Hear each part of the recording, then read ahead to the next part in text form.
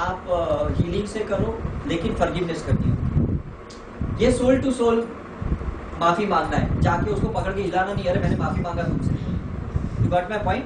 क्योंकि आपने उसके मन को दुखाया है, आपने उसके सोल में कर्मा के बीज बोए हैं, तो वो आपको अपने सोल टू सोल माफी मांगनी है। यू गॉट में? और वो हीलिंग ही कर सकता है, समझ में कि नहीं? एफर्मेशन क्या करेगा? थॉट टू थॉट चेंज करेगा। मेडिटेशन क्या करेगा? सेल्फ रियलाइजेशन करेगा, आपको अपनी गलतियों का एहसास होगा। मेडिटेशन किसको हील नहीं कर सकता? दूसरे को हील नहीं कर सकता। क्या मैं आपके लिए मेडिटेशन कर सकता हूँ?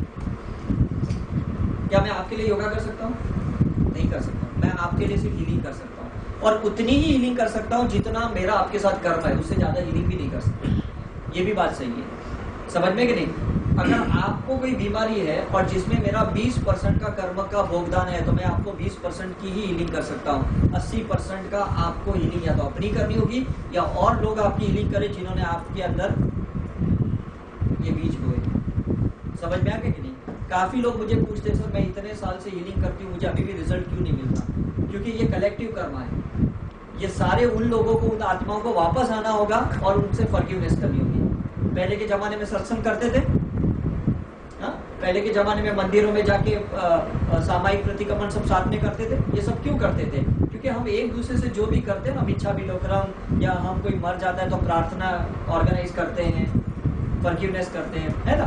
तो ये होता है हीलिंग। अब जब हमने एक्सरसाइज, योगा, मेडिटेशन, हीलिंग की, तभी जाके हमारी जागरूकता बढ़ेगी। जब तक अवेयरनेस ही नहीं बढ़ी, जब तक हमें यही पता नहीं चला कि हम भुगत क्यों रहे हैं, हमें तकलीफ क्यों हो रही है, तब तक हमारी चेतना बढ़ेगी कैसे? मुझे ये बताओ। अब तक तो मैं दूसरे को ब्लेम कर रहा था कि मेरा जो ये प्रॉब्लम चल रहा है ना, ये इसके वजह से चल रहा है, इसके वजह से चल रहा है, इसके वजह से चल रहा है। मैं दूसरे को दोषी ठहरा रहा था। लेकिन जब मेरी जागरूकता बढ़ गई, तब मुझे समझ में आया कि मैं ही अपने कर्मों का ओरिजिनेटर हूँ। और जब तक मैं अपनी इन चारों सिस्टम से गुजरूंगा नहीं, धर्म, ध्यान, ज्ञान, प्रेम, इन 4 सिस्टम से मैं गुजरूंगा नहीं, मेरा 100% अवेयरनेस, कॉन्शियसनेस नहीं बनेगा। ये 4 रास्ते हैं हमारे लिए। धर्म का मतलब क्या है? Rules regulation. धर्म के कुछ रूल्स रेगुलेशन होते कि नहीं?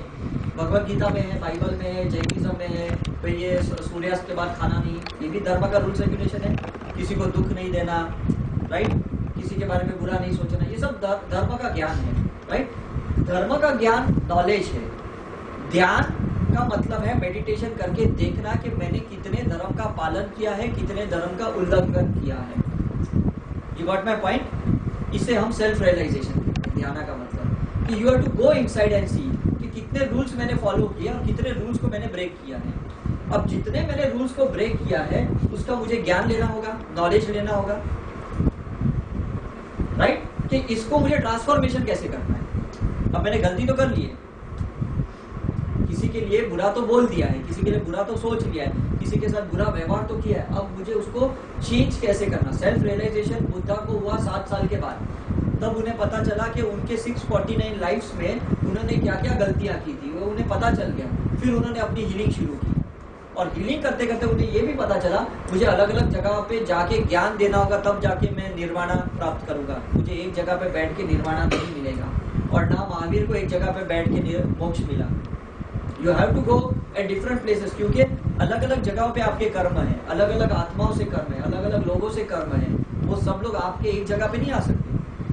इसलिए आपने देखा आपके जितने भी गुरु हैं, चाहे धर्म के गुरु है या स्पिरिचुअल गुरु, आपने देखा वो ट्रैवलिंग बहुत करते हैं। आपने देखा, फिर वो दादा भगवान है, श्रीमद राजचंद्र है, या जो भी है, जितने भी श्री रविशंकर है या जग्गी वासुदेव, कितनी ट्रैवलिंग करते हैं। क्यों करते हैं वो ट्रैवलिंग? क्यों वो एक जगह पे नहीं बैठते? क्योंकि वो समझते हैं कि एक जगह पे बैठ के मैं इतने ही लोगों को फ्री कर सकता हूँ, लेकिन अलग अलग जगह पे जाके मैं सारे लोगों को फ्री कर सकता हूँ, राइट? तो ये हुआ ज्ञान। ज्ञान लेने के बाद हमें कंपैशनेटली, प्रेम से, लव से उसको डिसॉल्व तो करना होगा। This is the remedy. समझ में कि नहीं? ज्ञान से नॉलेज मिला, पहला धर्म से नॉलेज मिला, रिलीजियस नॉलेज मिला, ज्ञान से स्पिरिचुअल नॉलेज मिला। दोनों नॉलेज में डिफरेंस है, दोनों नॉलेज में डिफरेंस है, राइट? यहाँ पे धर्म से हमने बिलीफ सिस्टम को अंदर डाला, नहीं ये करने से ये होता है, ये करने से ये होता है, ये धर्म का बिलीफ सिस्टम था। ज्ञान लेने से समझ में आया कि बिलीफ सिस्टम को भी हमें डिसॉल्व करना है।